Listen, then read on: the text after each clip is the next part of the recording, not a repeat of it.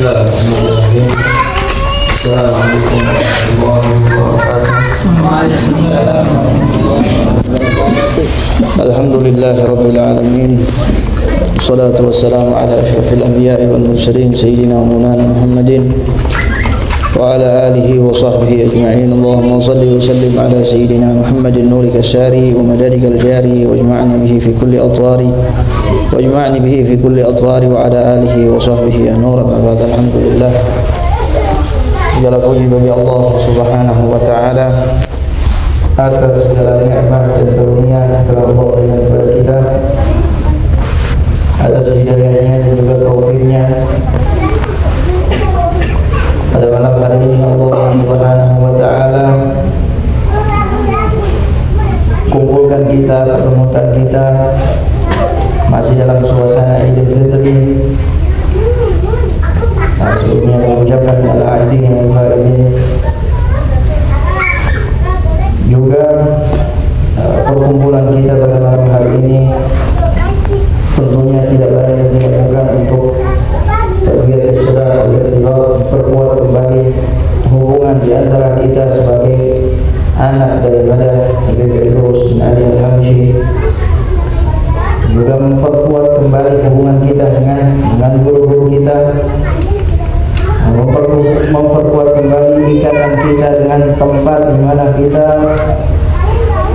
menimba ilmu syariat Allah Subhanahu wa taala. Ini adalah kemuliaan yang Allah berikan kepada kita.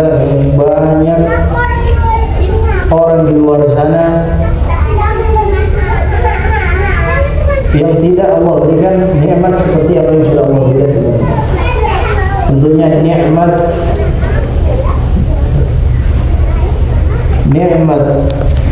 mempunyai hubungan dengan seorang Syekh Arif Billah,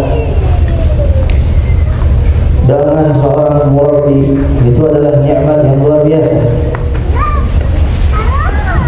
Bahkan Habib Ali, sering kita dengarkan Habib Ali bin Muhammad Al-Hamshi beliau pernah berkata, "Man sahib hayati Syekh Arif Makin maka hayatuhu huwa ma'dudun min al-muflisin." Jadi orang yang sepanjang hidupnya, selama hidupnya tidak mempunyai ikatan, tidak mempunyai hubungan, tidak pernah dulu, tidak pernah mengambil manfaat dari seorang guru Syekh Arif Billah makin di syariah, seorang guru yang arif billah, yang mempunyai ilmu di dalam syariat, maka kata beliau, marrat hayatuhu wa huwa ma'dud minal muflisin, maka hidupnya habis begitu saja, dia tergolong dari orang-orang yang merugi nanti di hari kiamat.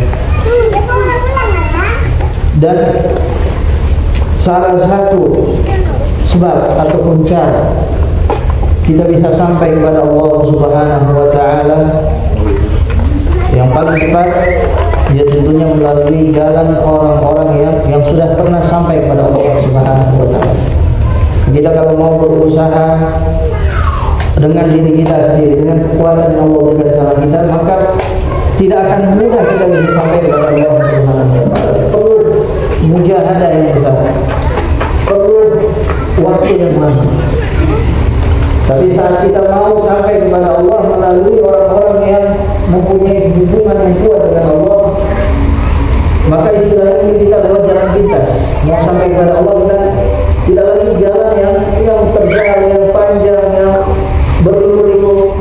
Cukup mereka, kita serahkan diri kita sama mereka yang sampaikan kita pada Allah Subhanahu wa taala. Seorang syekh pernah berkata, seorang ulama berkata, kalau ada orang yang datang bersama saya dengan judul, akan saya sampaikan kepada Allah Subhanahu wa taala, sesaat, sekejap akan saya sampaikan dia kepada Allah. Yang kita butuhkan adalah sebenarnya niat yang betul-betul tulus kepada Allah Subhanahu wa taala, dan tentunya ikatan yang kuat, khususnya di akhir zaman seperti sekarang begitu banyak fitnah. Orang kalau tidak punya ikatan yang kuat, maka mungkin dia akan mudah diambil atau diterjang oleh fitnah-fitnah di akhir zaman seperti sekarang. Perumpamaannya kata para guru-guru kami pernah kami dengarkan, perumpamaan seorang yang mempunyai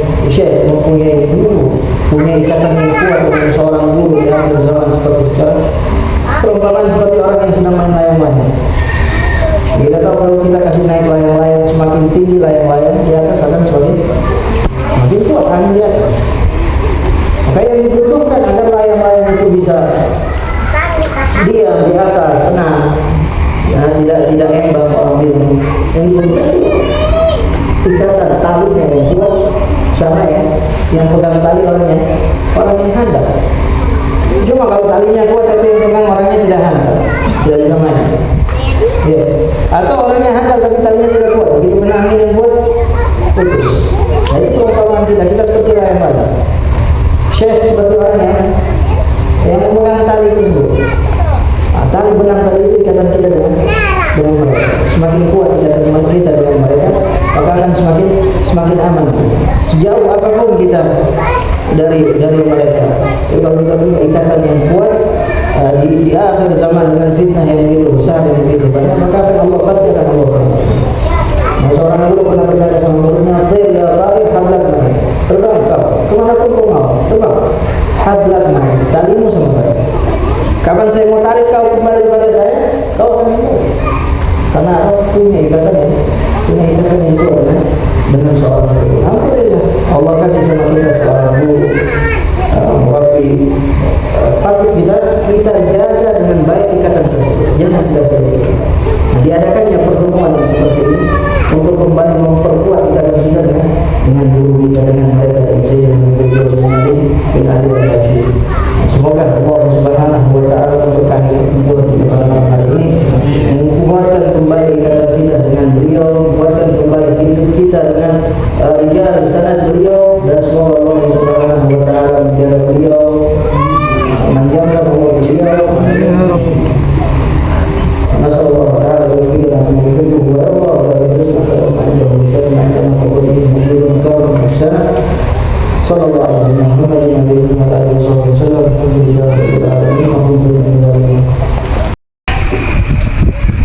orang yang mampu menguasai 3 bahasa. Dia menguasai bahasa Persia, menguasai bahasa Romawi, dan menguasai bahasa Arab, sehingga ulama-ulama ahli hadis berbeda pendapat dia ini asli orang apa. Ada yang mengatakan dia ini adalah orang Iran, orang Persia, yang kemudian ditahan menjadi budak lama di Romawi, kemudian dibawa ke Mekah. Akhirnya dia mampu menguasai 2 bahasa asing. Ada yang mengatakan dia memang benar orang Romawi, sebagaimana sabda Nabi, Sibaqur Rum Suhaib. Suhaib Ar-Rumi ini adalah seorang yang sangat pandai di dalam membuat baju besi dan pedang. Ketika dia menjadi budak, dia berguru kepada pandai besi. Setelah dia dimerdekakan, di masa-masa jahiliyah di kota Mekah dia dimerdekakan, dia berusaha menjadi seorang pandai besi, membuat pedang.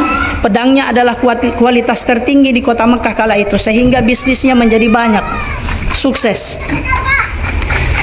Namun secara sembunyi-sembunyi dia mengikuti ajaran Nabi besar Muhammad sallallahu alaihi wasallam. Dia tahu siapa dirinya. Dirinya bukanlah orang yang memiliki nasab.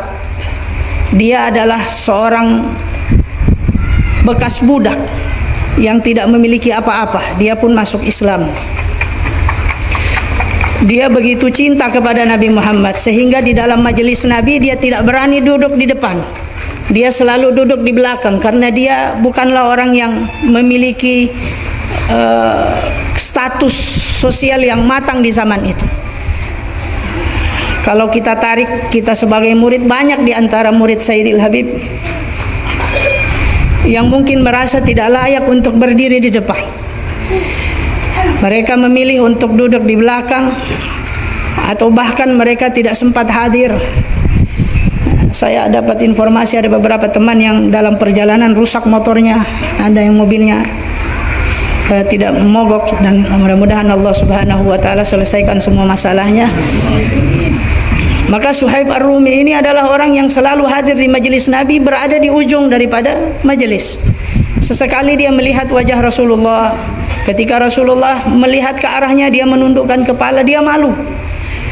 Tiba saatnya Rasulullah SAW berhijrah ke Madinah. Setelah sahabat hijrah, Maka dia pun ikut berhijrah membawa hartanya. Karena hartanya banyak, yang dia bawa yang penting-penting saja. Adapun yang lain daripada hartanya dia tanam di beberapa tempat daripada tanah miliknya. Dia pun berangkat. Di tengah perjalanan Suhaib Ar-Rumi ini dicegat oleh orang-orang Mekah. Orang-orang Mekah mengatakan, "Wahai Suhaib, mau kemana?" Kata Suhaib, "Saya mau berhijrah, mau ikut Nabi besar Muhammad sallallahu alaihi wasallam." Inilah orang-orang yang memahami hakikat pertemuan dengan Rasulullah sallallahu alaihi wasallam. Tadi sore kita sudah dengar nasihat dari Sayyid Haikal bin Zain Al-Habsyi bahwa ulama-ulama dahulu mengatakan bahwa Id yang sebenarnya bukanlah dengan pakaian yang baru, dengan kendaraan yang baru, dengan fasilitas yang sangat luar biasa. Lebaran yang sebenarnya adalah manakala kita menapaki jalan yang telah ditapak oleh Rasulullah sallallahu alaihi wasallam. Beliau menyebutkan bahwa percuma di dunia ini pakaian kita baru, tapi di akhirat kita tidak berjumpa dengan Nabi besar Muhammad. Bagaimana caranya kita bisa berjumpa dengan Nabi besar Muhammad, berlebaran dengan lebaran yang Idul Kubra, pertemuan yang sangat indah, lebaran yang sangat agung? Ya, salah satu di antaranya yang beliau sebutkan tadi sore adalah hamlu dakwah, memikul risau yang pernah Rasulullah SAW risau di dalam pikirannya. Apa risaunya Nabi? Risaunya Nabi Sallallahu Alaihi Wasallam adalah bagaimana umat ini semuanya masuk ke dalam surga, terhindar daripada nerakanya Allah Subhanahu Wa Taala. Ini adalah risaunya Nabi besar Muhammad. Sesiapa saja yang merisau seperti risaunya Nabi, maka dia akan dikumpulkan dengan Nabi Muhammad Sallallahu Alaihi Wasallam di akhirat, dan itu adalah lebaran yang sebenar-benarnya. Maka Suhaib Ar-Rumi dia tinggalkan semua hartanya yang dia miliki, dia pakai apa yang dia bisa, dia ikut Rasulullah karena dia tahu lebaran, hakikat lebaran adalah berjumpa dengan Nabi besar Muhammad sallallahu alaihi wasallam. Di tengah perjalanan dia dihadang. Orang-orang Mekah itu mengatakan, "Enak saja kau pergi ke Mekah dengan harta yang banyak. Kau dulu datang ke Mekah ini dalam keadaan miskin, statusmu seorang budak. Sekarang sudah kaya, kau bawa semua hartamu ke sana. Itu hartanya orang-orang Mekah. Tinggalkan harta itu kalau kau ingin selamat pergi berangkat." Kata Suhaib Ar-Rumi, "Kalau memang dengan meninggalkan hartaku ini membuat saya bisa berjumpa dengan Nabi besar Muhammad, ambil semua hartaku ini. Aku tidak perlu semuanya ini." Bahkan di dalam riwayat Suhaib Ar-Rumi mengatakan bahwasanya dia menyebutkan satu-satu tempat di mana dia memendam harta yang pernah dia pendam. Semuanya dia serahkan. Yang penting dia bisa berangkat bertemu dengan Nabi besar Muhammad sallallahu alaihi wasallam. Berjalan Suhaib Ar-Rumi dari Mekah menuju kota Madinah. Di tengah perjalanan suasana yang begitu panas mencekam, dia seorang diri berjalan. Di dalam hatinya ada Rasulullah sallallahu alaihi wasallam. Di kota Madinah, Rasulullah sallallahu alaihi wasallam didatangi oleh malaikat Jibril membawa firman Allah Subhanahu wa taala. Allah Subhanahu wa taala berfirman, "Wa minan nasi may yasri nafsahu ibtigha'a mardatillah. Wallahu raufum bil ibad." Ada dari sebahagian manusia itu yang mana mereka menjual diri mereka, jiwa mereka. Yang mereka harapkan bukan harta, bukan jabatan, bukan kedudukan, bukan nama yang tenar. Yang mereka harapkan adalah Allah Subhanahu wa taala. Wallahu raufum bil ibad. Allah teramat sayang, cinta kepada hamba-hambanya. Ayat ini kata ulama tafsir turun kepada Suhaib Ar-Rumi. Malaikat Jibril mengatakan, "Akan datang kepadamu Suhaib Ar-Rumi, sampaikan firman Allah ini. Sampaikan bahwa Allah mengirim salam kepadanya. Allah melihat apa yang dia lakukan, Allah melihat apa pengorbanannya." Maka Rasulullah menyampaikan kepada para sahabat, "Wahai sahabatku, sambut Suhaib Ar-Rumi." Rasulullah tidak terlalu mengenal wajah Suhaib Ar-Rumi karena Suhaib Ar-Rumi selalu menyembunyikan wajahnya di dalam majelis. Tapi Rasulullah mengenal sosok Suhaib Ar-Rumi dari Allah Subhanahu wa taala yang Maha melihat. Maka para sahabat radhiyallahu anhum ajmain semuanya berbondong-bondong ke gerbang pintu Madinah menunggu seorang yang bernama Suhaib Ar-Rumi, seorang yang Allah Subhanahu wa taala mengirim salam dari 7 petala langit dan mengeluarkan firman-Nya untuk seseorang yang berkorban di jalan Allah Subhanahu wa taala, yang berjalan kaki dari Mekah menuju Madinah. Di dalam hatinya hanya ada Rasulullah sallallahu alaihi wasallam. Tidak memiliki pengawal, tidak memiliki ajudan, berjalan dengan apa adanya untuk bertemu dengan Nabi besar Muhammad sallallahu alaihi wasallam. Maka para sahabat menunggu orang ini. Ketika Suhaib Ar-Rumi datang, dia kaget, ternyata sudah banyak orang menunggu beliau di pintu gerbang Madinah. Maka hadirin, dia bertanya, apa yang membuat kalian berkumpul di tempat ini? Maka para sahabat mengatakan, ketahuilah kami diperintahkan oleh Nabi Muhammad untuk menjemput dirimu, dan bahwasanya Rasulullah mengatakan bahwasanya engkau mendapatkan salam dari Allah, salam dari malaikat Jibril, dan dari Nabi Muhammad kirim salam kepadamu. Nabi sekarang menunggumu di Madinah, di masjid. Maka Suhaib Ar-Rumi mengatakan, apakah Rasulullah menunggu saya? Siapa ana? Man ana hatta yantadhiruni Rasulullah. Siapa saya sehingga Nabi Muhammad SAW harus menunggu kedatangan saya? Dia tidak tahu, dia faham dirinya. Maka dia pun menangis. Dia datang ke hadapan Rasulullah, kemudian Rasulullah mengatakan, bakhin. Beruntung engkau wahai Suhaib. Beruntung engkau wahai Suhaib, beruntung. Alhamdulillah, 14 abad telah berlalu. Setiap kali kita membaca surat ini, terkenang kita dengan seorang sosok Nabi, seseorang sosok sahabat Nabi yang bernama Suhaib Ar-Rumi. Cerita ini diceritakan oleh para sahabat radhiyallahu anhum ajmain dari generasi ke generasi, bukan hanya menjadi bacaan saja, akan tetapi memberitahukan kepada kita bahwa Suhaib Ar-Rumi akan terus ada di setiap zaman dan waktu. Dan mudah-mudahan kita daripada Abnaul Raudah termasuk dari bagian Suhaib Ar-Rumi yang kemudian akan Allah Subhanahu wa taala berikan salam kepada kita semua. Teman-teman yang dimuliakan oleh Allah Subhanahu wa taala, perlu kami sampaikan di tempat ini, Sayyidil Habib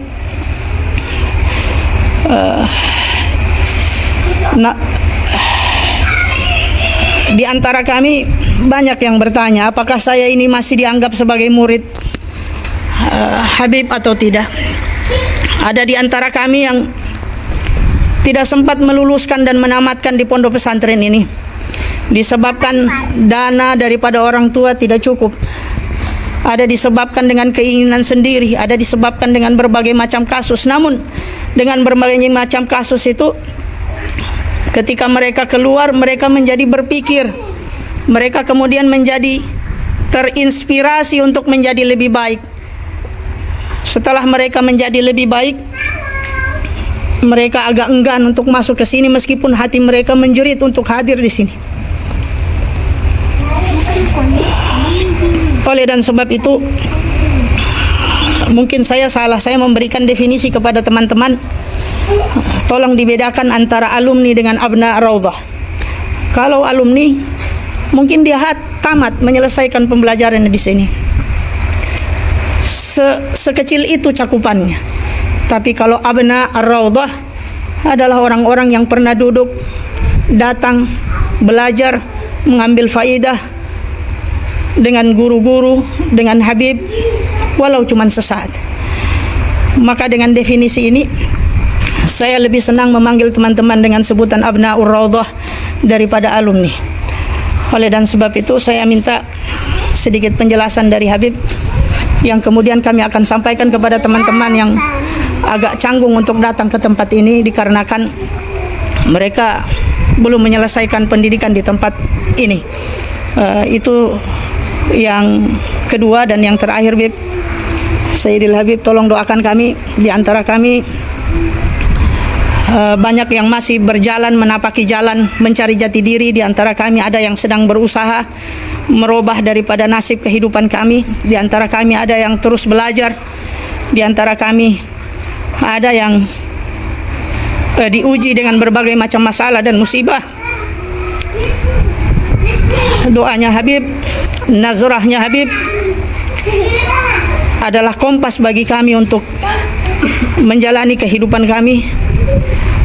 Jangan bosan-bosan untuk mendoakan kami, meski sebenarnya kami tidak layak mendapatkan doa itu, tapi jauh di dalam lubuk hati yang paling dalam, harapan kami lebih melebihi harapan kami kepada kedua orang tua kami. Karena mereka hanya mendidik jasmani kami. Ruh kami, jasmani kami dididik dan ditempa dari tempat ini. Dan kami berharap suatu saat kami memiliki kesempatan untuk memberitahukan dan menampakkan kepada Habib betapa kami ini adalah murid yang membanggakan Habib di dunia dan akhirat, insyaallah.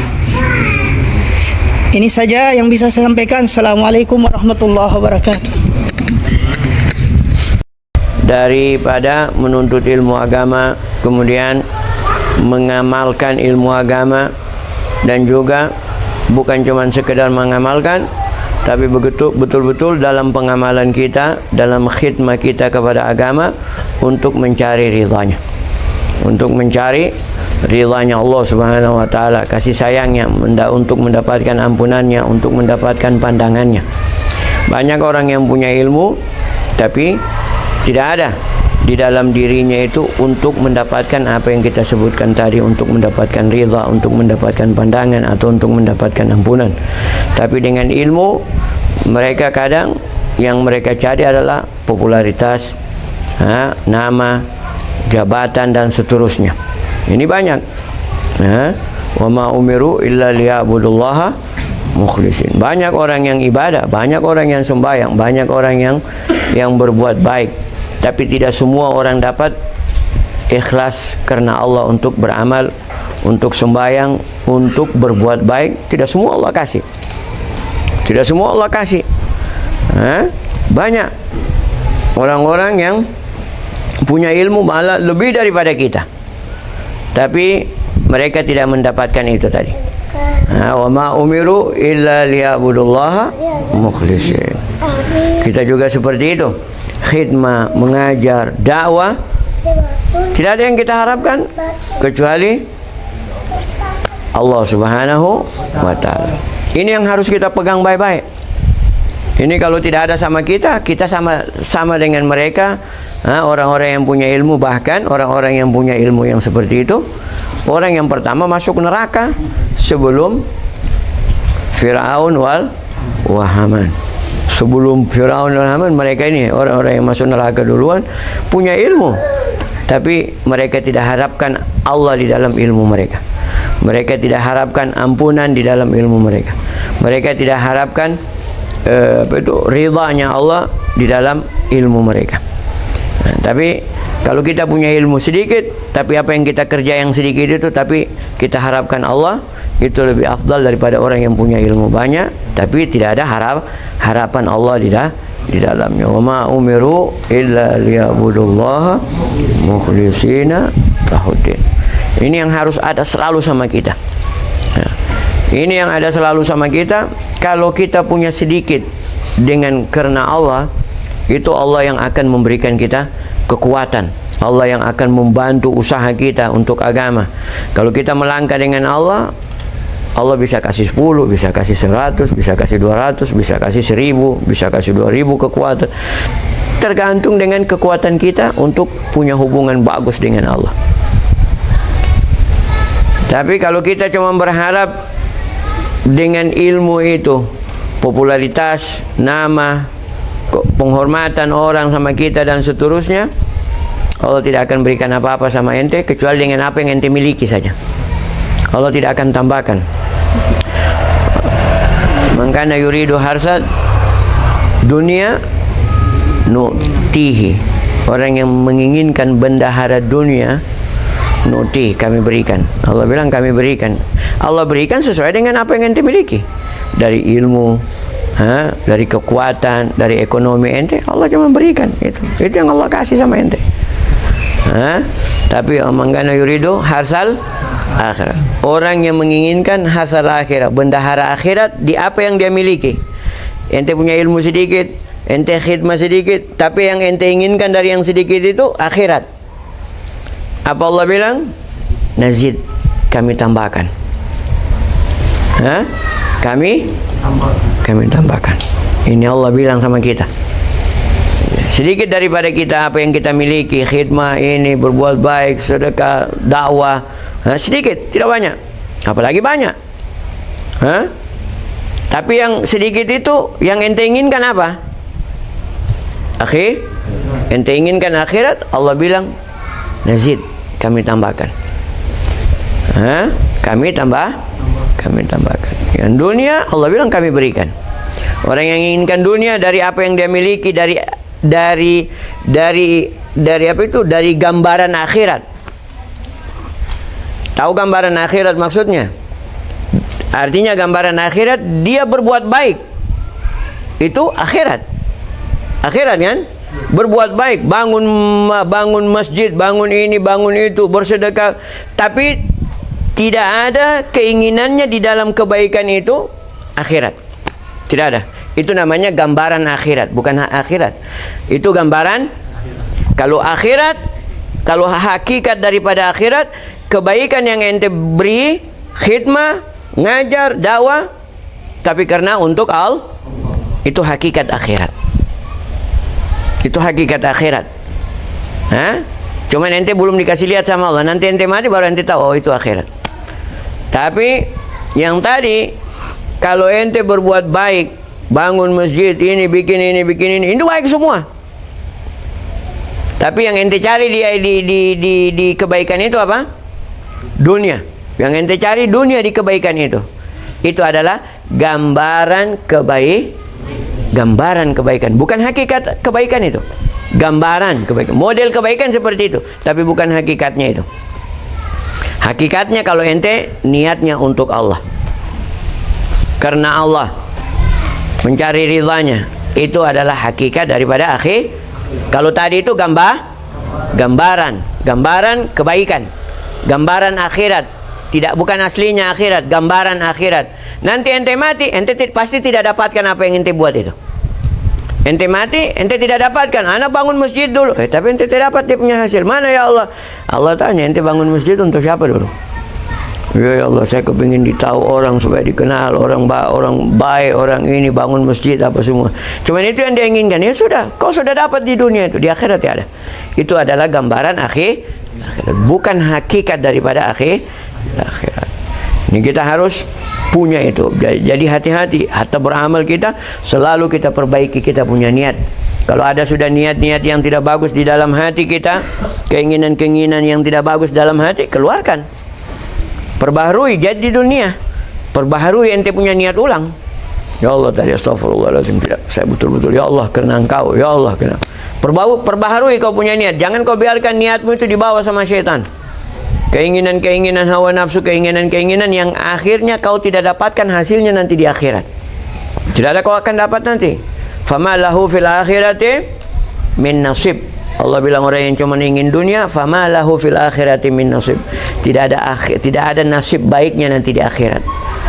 Gambaran-gambaran yang Allah berikan kepada kita di dunia ini yang cuma sementara ini, itu disifati sama Allah dengan contoh-contohnya di dalam Al-Quran, supaya jangan kita apa itu terbuai dengan keindahan yang sementara. Ilamu annamal hayatud dunya. Allah bilang ketahuilah,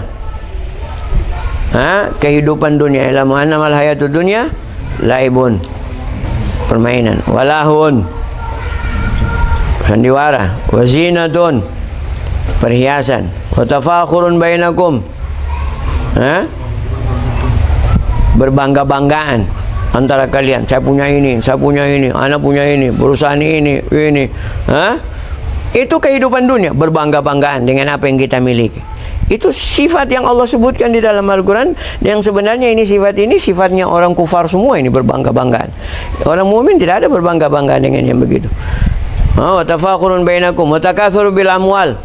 Oh, saya punya ini. Anak punya beta, ada punya anak villa satu di sana, ada ini satu. Mobil sayyarah haqqi hakaza. Tafakhurun bil amwal wal aulad. Bangga dengan anak. Ente tidak didik anak ente dengan baik. Ente punya anak, oh saya punya anak gubernur, saya punya anak ini. La sembayang wala tahu mengaji. Ente bangga dengan dunianya saja. Takabbur bil amwal wal aulad apa? Kamathalil guys. Allah bilang semua tadi yang Allah gambarkan itu kamathalil guys, seperti apa? Tanaman. Ajabal kufara nabatuhum. Yang orang kafir bangga dengan lihat, masya Allah tanaman, pohon apel, pohon anggur, pohon ini. Takjab. Orang kufar takjab dengan yang begitu-begitu. Orang kufar takjab dengan yang begitu. Artinya mereka punya luar biasa. Ajabal kufara nabatuhum. Orang bangga dengan takjub dengan apa itu, tumbuhan-tumbuhan, pohon-pohon, apa ni, buah-buah, semua begitu indah, hijau, buahnya tergantung-gantung, lihat zen. Ta'jabal kufar, ajabal kufara nabatuhum. Thumma yahiju fatara, thumma yahiju, kemudian dia melayu. Yang tadi segar karena sudah umur sudah mulai layu, sudah mulai sedikit buahnya. Yang tadi masih muda-muda kagak buahnya apa semua. Begitu sudah umur sedikit sudah mulai layu, sudah mulai summa yakunu sudah musfar. Tidak, sebelumnya Pak. Summa yahiju fatarahu musfarra. Setelah habis melayu menguning. Itu sifatnya pohon. Sudah bagus-bagus, muda-muda, gagah-gagah buahnya. Sudah lama-lama umur-umur sedikit sudah mulai layu-layu. Buahnya sudah sedikit, sisa 1-2. Habis itu melayu, habis melayu summa yakunu. Habis itu jadi kayu bakar. Selesai. Sama dengan kita. Masih muda-muda ini, bos, saya punya ini. Begitu sudah umur 60 sudah mulai melayu, sudah tidak semangat lagi seperti dulu. Sudah kursi roda, habis itu jadi habis selesai. Innalillahi wa inna ilaihi raji'un. Masih ada yang ente banggakan kalau sudah begitu? Tidak. Begitu, itu kehidupan dunia Allah gambarkan dengan tadi itu. Orang takjub dengan pohon ini, lama-lama sudah melayu, habis melayu sudah kuning, habis kuning jadi kayu api. Selesai. Itu dunia, itu kita. Kalau ente masih mau berbangga-banggaan dengan dunia ente, anak punya ini, ente sadar umur ente sudah 60-70. Baru ente mau beramal, sudah mau bangun masjid, banyak uang ini, mau apa, untuk apa ini uang ini? Bangun masjid saja, bikin pondok pesantren, bikin ini. Ente punya umur berapa? 70. Sama dengan ente baru mau batabung 70, umur 70 baru mau batabung. Tahun depan mati, banyak ente punya tabungan. Banyak ente punya tabungan. Baru sadar nanti 70. Ya alhamdulillah. Masih ada lah sedikit tabungan, bisa untuk pakai Siratul Mustaqim, bisa lewat bagus. Masih ada lah sedikit. Tapi kalau Allah tidak kasih sadar, saya pernah ketemu, betul 80-an umurnya, sudah dentongkat. Saya waktu itu saya suruh menyeberang, bawa tuh bapak penyeberang, bawa kasih menyeberang jalan, dia dengan goyang-goyang begini, bagus. Tapi dia bilang sama saya di masjid, Habib doakan saya. Apa? Saya ada mau kasih bagus, saya punya hotel apa, mudah-mudahan bisa rezeki bagus. Umur 80 masih bercerita hotel.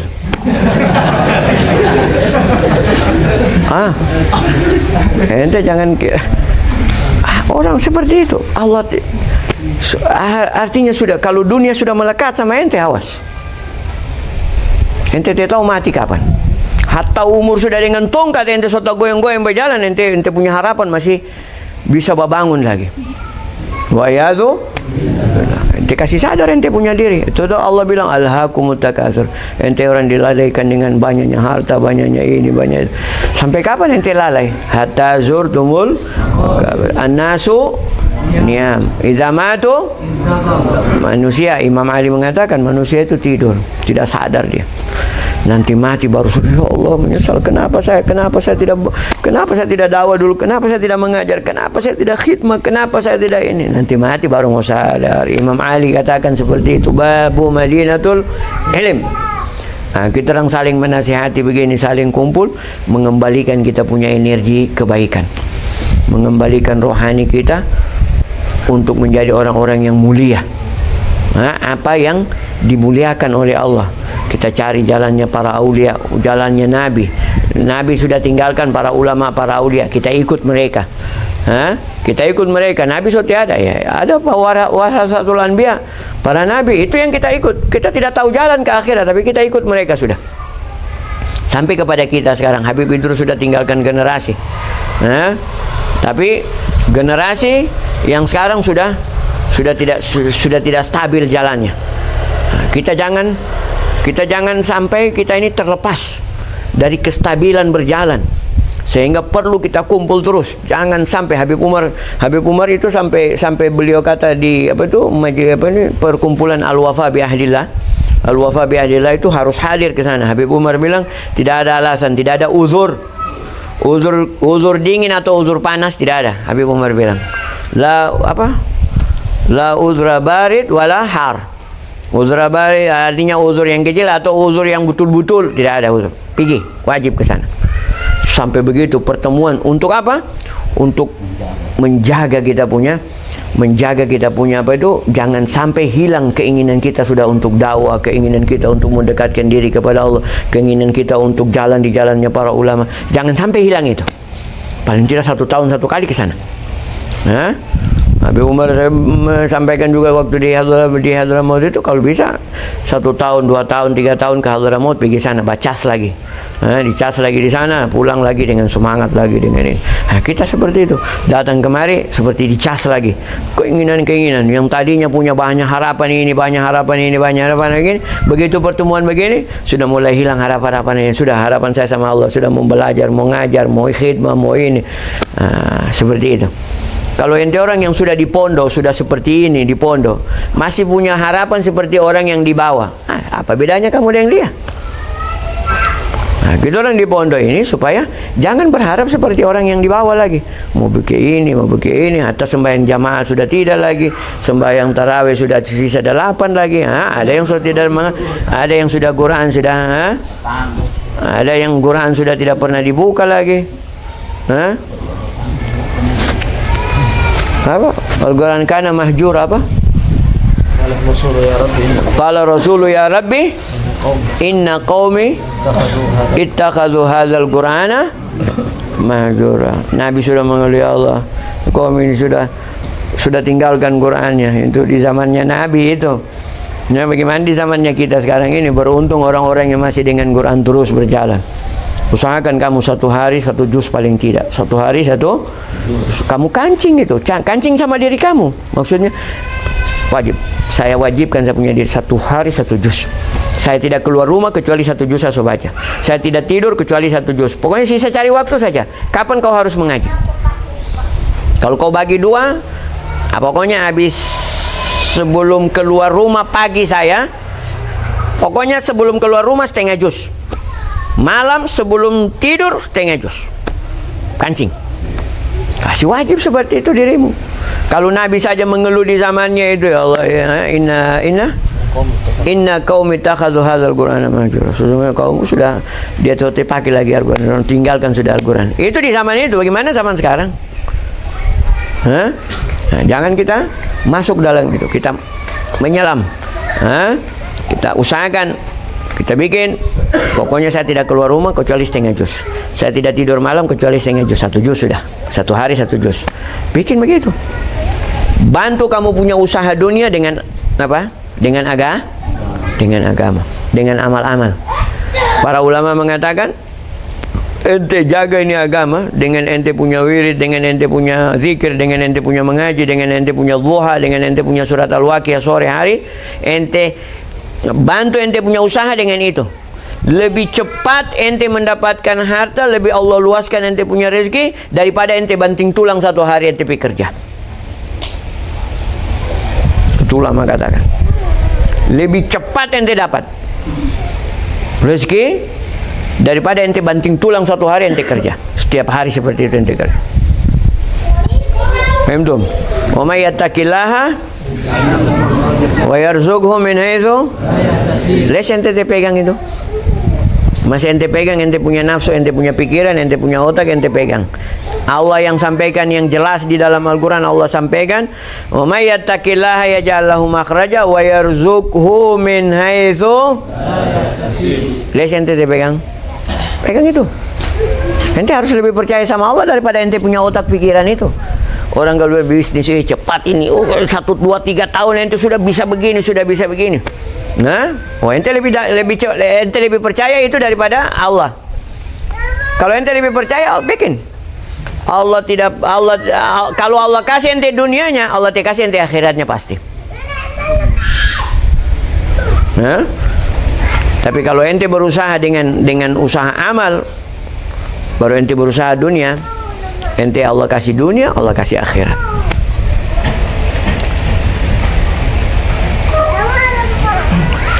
Jangan kita sampai sama dengan orang lain cara berpikir kita, cara mengkonsumsi kita orang, pikiran-pikiran orang, kemudian kita amalkan, kita lupakan Al-Quran, kita lupakan Nabi, kita lupakan ini. Jangan. Lebih bagus ente fagar di dunia, yang penting ente jaga ente punya hubungan sama Allah. Lebih bagus, bukan 1000 kali, mau bilang jutaan kali, miliaran kali lebih bagus daripada ente dunia bagus, akhirat ente bagus. Kira-kira mana Zen? Coba, mana Zen kira-kira? Dunia bagus atau akhirat yang bagus? Nah, kasih masuk itu di otak kamu itu, akhirat yang bagus. Kasih masuk, karena kau di akhirat selama-lamanya bagus berarti. Kalau di dunia kau tidak bagus, sebentar saja. Kau punya umur ada yang 30 kamu ini. Kalau 60 kau punya umur sisa 30 lagi. Nah, kalau 40 sisa 10 kau punya umur berarti. Tidak ada yang tahu kita punya umur berapa. Nah, perbaiki dari sekarang kita punya hubungan sama Allah. Kita kasih bagus, kita punya hubungan. Akhiratnya kita yang kita kasih bagus. Kalau akhirat kita kasih bagus, dunia akan datang. Dunia akan datang. Orang ibaratkan, kalau kita tanam rumput, tidak akan tumbuh, tidak akan tumbuh padi atau pohon-pohon, tidak akan tumbuh. Artinya rumput itu apa? Dunia. Padi tidak akan rumput, padi tidak akan tumbuh, pohon tidak akan tumbuh. Tapi kalau kita tanam pohon atau padi kita tanam, rumput akan ikut. Akhirat kita tanam, dunia akan tumbuh juga.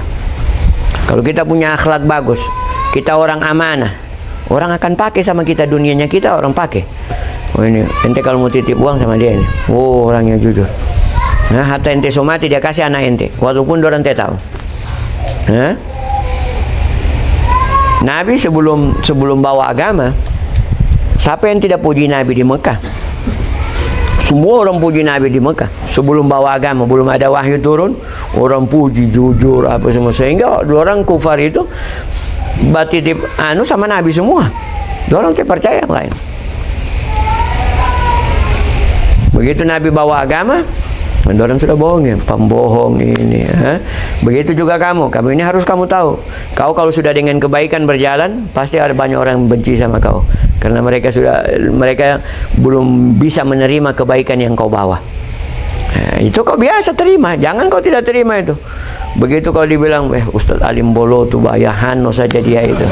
Kalau sudah dibilang begitu, so kendor kau, so mau lagi berarti kau yang kalah. Hatta kau mau dibilang apa, jalan saja dengan kebaikan terus, tidak usah mendengar orang. Kau dengar Allah dengan nabinya. Kau bawa kebaikan, sopan santun, akhlak, lama-lama orang tunduk juga sama kau nanti. Begitu sudah kebaikan. Kalau orang bawa kebaikan, pasti banyak orang yang tidak suka, apalagi orang yang tidak tahu berbuat baik. Nabi seperti itu, sebelum bawa wahyu, orang puji. Begitu bawa wahyu, pembohong ini, tukang sihir ini itu, semacam-macam. Ya kita orang harus terima seperti itu. Kalau orang mau fitnah apa semua, fitnah apalagi di akhir zaman seperti ini, orang fitnah ente dengan ini, ente orang fitnah, jaga baik-baik kamu punya diri. Kalau orang fitnah yang tidak betul, ya sudah terserah. Biarlah orang mau fitnah, orang mau kasih mati ente punya status. Kadang ente sudah terhormat di satu tempat, orang so fitnah ente, dia dan perempuan sana dengan ini, sudah orang bikin bicara. Sedangkan Habib Umar di fitnah, apalagi kita orang. Habib Rizik di fitnah, apalagi kita orang. Begitu. Jadi kita orang jaga kita orang punya diri dengan baik. Kalau yang begitu-begitu, kamu dengar saja orang kamu. Sudah, kau tidak usah anggap selalu, tapi kau dengan kebaikan yang kamu buat. Istiqamah dengan kebaikan. Istiqamah dengan kebaikan, betul-betul dengan kebaikan. Jangan lirik kiri kanan. Pokoknya ikhlaskan kamu punya apa yang kamu bisa buat untuk agama ini kepada Allah. Ikhlaskan kepada Allah. Wa ma umiru illa liya'budullaha mukhlishin. Ini kamu selalu istiqamah. Kalau bisa kamu jaga sudah salat duha, wajibkan salat duha walaupun cuma 2 rakaat. Orang yang sudah biasa 2 kasih 4. Orang yang sudah biasa 4 6 kasih, kalau sudah biasa 6 8. Kasih istiqamah. Salat duha, witir sebelum tidur, kasih istiqamah. Jangan cuma satu kali mau bikin. Kalau tidak mau bikin ya tidak. Jangan. Istiqamah, usahakan. Sudah kau harus didik kau punya diri dengan apa itu? Dengan yang sunnah sekarang. Kalau wajib, alhamdulillah kamu bisa jaga dengan bagus. Sekarang kamu didik kamu punya diri dengan yang sunnah. Quran, jaga. Duha walaupun cuma 2 rakaat, jaga. Istiqamah. Witir sebelum tidur, jaga. Habib Ali Zainal Abidin Al-Hamid dia bilang anak punya witir terus dari anak masih kecil tidak pernah putus sampai sekarang. Kalau betul-betul capek anak biasa cuma 1 saja. Kalau sudah capek betul setengah mati dari safar apa, paling tidak 1 anak kerjakan. Tidak pernah putus. Istiqamah seperti itu. Quran. Kalau belum mampu 1 setengah juz, paling tidak ada. Kasih kuat, istiqamah kuat. Kalau yang sudah ustadz yang sudah oke sedikit, kalau sembahyang Jumat usahakan pakai imamah. Sembahyang Jumat, majelis imamah sudah. Istiqamah. Istiqamah kita perkuat. Jangan al-khumul sekarang apa itu tidak mau pamer apa. Habib Umar sekarang dia tidak suka khumul untuk anak-anak muridnya. Dia suka tampil. Kenapa? Karena kita khumul yang tampil ini orang-orang bahlul semua. Dengan ilmu mau apa semua, tidak ada ilmu, mafi ilm. Dorang yang ngajar, dorang yang dilihat orang, dorang yang dipandang orang. Ente mau yakan no khumul, orang te lihat ente. Jadi ilmu yang sota salah. Dia sampaikan sota salah, tapi orang pandang dia karena pakaiannya. Yazhar, kita harus nampakkan kita punya. Jamaah tabligh biasa wala hadis wala ayat wala apa dia mama bagus. Ente orang pakai celana, pakai ini biasa. Jangan, ente harus tampakkan sekarang ini. Tidak bisa. Karena orang lihat mazhar sekarang, lihat mazhar. Kamu harus tampak sehingga kamu yang menjadi masdarul majlis, apa itu tumpuannya orang. Jadi kamu yang, kalau kamu tidak menampak, orang yang tampak nanti. Orang yang tidak punya ilmu, akhirnya orang berkerumun sama dia. Orang mau dengar sama dia, orang hadir sama dia. Ente dengan ente punya tawadhu, ente punya khumul, artinya 1-5 orang yang datang sama ente karena ente mayazhar. Habib Umar suka yazhar. Ini saatnya untuk yazhar. Karena apa?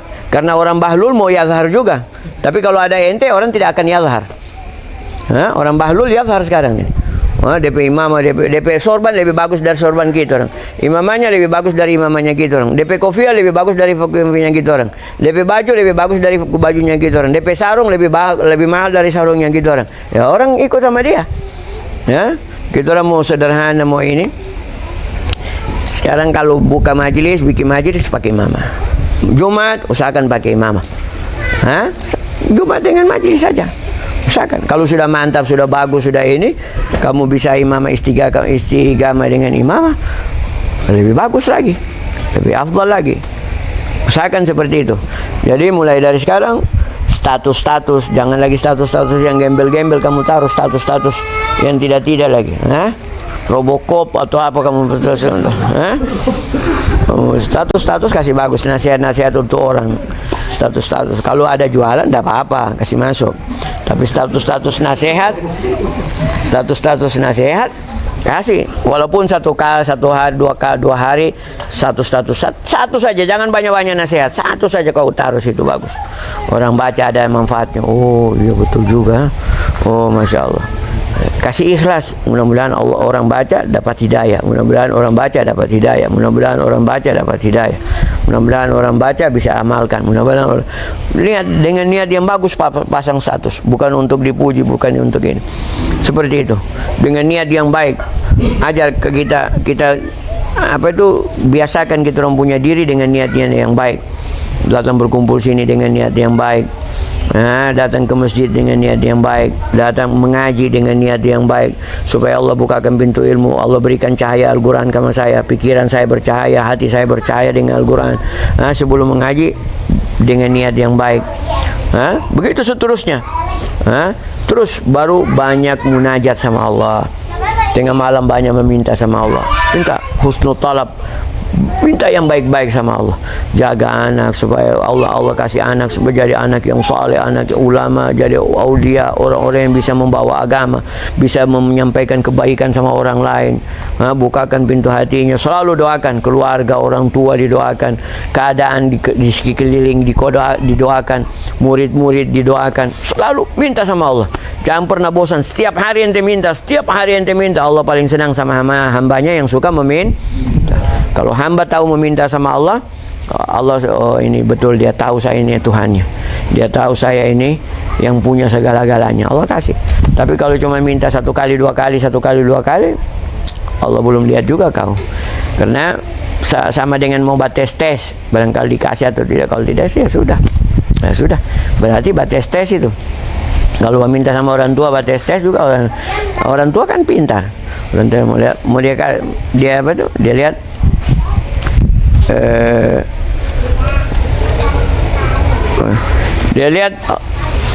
ini betul tidak minta hari ini, besok sudah minta, 1 minggu lagi yang itu dulu yang abah yang sahabat itu tuh abahnya kasih lagi. Dia mau lihat kalau dia serius minta, betul-betul dia butuh, besok betul berusaha dia minta lagi, berarti dia betul ini, baru dia kasih. Allah begitu. Allah Maha tahu apa yang dia dalam hati ente. Cuman kalau sekedar saja. Tapi kalau ente merengek, ente betul. Coba kalau orang yang minta seperti orang yang sumur tenggelam, bagaimana dia punya permintaan itu? Atau ente dalam keadaan terjepit, tiada ini, singa semua di samping kiri kanan, tiada lagi apa-apa ini. Coba, bagaimana itu? Saya dengan Mehmet dengan satu sahabat waktu di Jakarta kita orang di Senayan jalan-jalan pagi-pagi, masuk ada pagar terbuka begitu, apa itu kebun begitu, kebun kita orang masuk di pagar, mau bapintas, mau jalan lewat, kalau bawa putar ke sana baru ke situ. Ini talobang situ, kita orang masuk. Sebelum sampai di tengah itu anjing 10 ekor kenyang, bu. La ilaha illallah, anak bilang jangan lari, baku pegang. Jangan lari gitu orang, baku pegang saja, baku jangan lari, sudah, jangan lari. Sampai di depan pagar begini, dorang lihat, so di depan ente terus, so di sebelah pagar ente terus. Iya, ente orang jambak gerak, berdiam saja ente. Anak sudah di sebelah pagar, kaget orang, kenapa itu sudah di sebelah pagar? Saya bilang jangan kamu bergerak, berdiam saja. Lama orangnya datang, sudah tiap apa itu, tiap apa orang kami semua tak kincing semua kita ini anjing supaya besar-besar begini, anjing heru 10 ekor lagi, bagaimana dia coba bayangkan bagaimana dia lari kejar gitu orang. Saya bilang jangan lari, berdiam, berjalan terus sampai di depan pagar. Dia lihat saya sudah di depan pagar sana. Kenapa cepatnya nanti ke sana? Iya sudah, jam bergerak ente orang. Saya sudah aman, sebelah sudah. Jam bergerak. Saya bilang jam bergerak, diam. Terlama datang orangnya. Sudah tiap apa itu sudah. Iya kalau tiap apa kau dia gigit kita orang, kau tiap apa. 10 ekor, bukan 1-2 ekor. Kalau 1-2 ekor barangkali kita orang bisa baku lawan 3 orang lawan 1 atau 2 ayam. Apa itu? Anjing. Akhirnya dia usir. Dia bilang jangan lain kali masuk di pagar. Kayak saya bilang kita orang pagar bolong di sana, kita orang masuk, kita orang mau menyeberang sini. Nah, kalau orang teh mau masuk, kau tutup sana supaya kita orang teh masuk. Sudah, berdiam. Sudah, dia usir dia punya. Kami anjing-anjing besar, bukan anjing-anjing. Kalau anjing kecil-kecil begini, kita orang mau tendang semua bisa. Ini anjing mau dilawan, dia mau bakar apa? Ada saya punya teman orang Afrika waktu di Mesir. Ada orang punya anjing helder begini kan, dia bawa-bawa di jalan bayahan, no? Ini anjing sama ini orang ini. Ini sama orang Afrika. Orang Afrika ini bekas tentara. Padahal ini orang Afrika bilang, hati-hati kau punya anjing. Hati-hati kau punya anjing. Bah, dia lepas anjingnya. Dia lepas kon dia pukul, pung, vut. Saya sudah bilang kan hati-hati kau. Menyesal. Dia pukul, tak duduk anjing seperti mau mati. Hah? Ini orang bekas tentara, dia pukul di sini. Dia bilang kalau bawa pukul anjing sini, satu kali dia pukul sudah, tak lipat dia. Nah, seperti itulah. Artinya kita punya usaha-usaha di dalam hidup kita. Nah, siapa yang kita kan sudah mau hidup juga, mau senang juga, tidak apa-apa. Itu tidak menjadi masalah, tidak menjadi, tapi jangan dijadikan prioritas di dalam hidup itu. Jangan dijadikan prioritas. Kau prioritaskan kau punya agama di dalam hidup.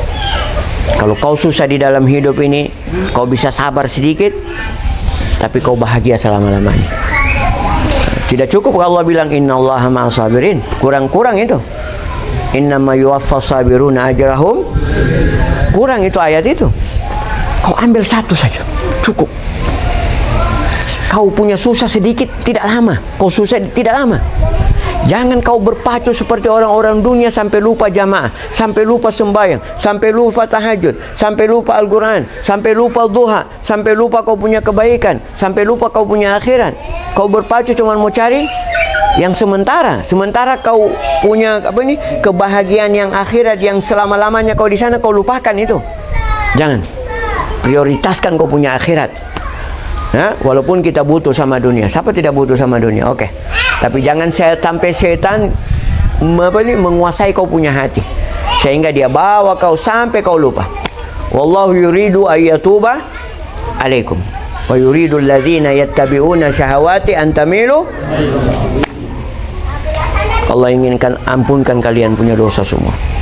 Tapi Allah juga menginginkan orang-orang yang selalu ikut dia punya keinginan antamilu mailan, sampai bengkok-bengkok betul sampai dia lupa ini agama.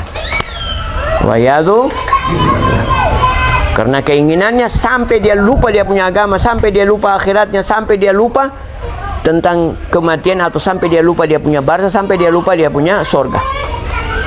Wayadu, wallahu yuridu ayyatuba alaikum wa yuridu alladhina yattabi'una syahawati antamilu mailan azima. Ini sedikit dari saya. Kita punya agama ini, ingat, roh. Agama bukan gambaran. Kita punya pondok juga bukan gambaran. Al-Khairat bukan gambaran, bukan kertas, bukan bangunan, tapi roh. Orang yang cinta sama kebaikan, cinta sama pondok, cinta sama ustadz, cinta sama ulama, dia termasuk abnaul raudhah, dia termasuk abnaul khairat.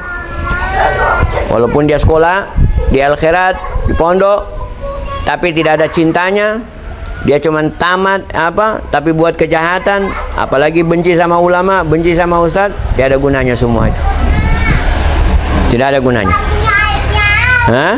Tidak ada gunanya. Bilang saya Al-Khairat, punya ijazah, saya sekolah, tapi pembenci.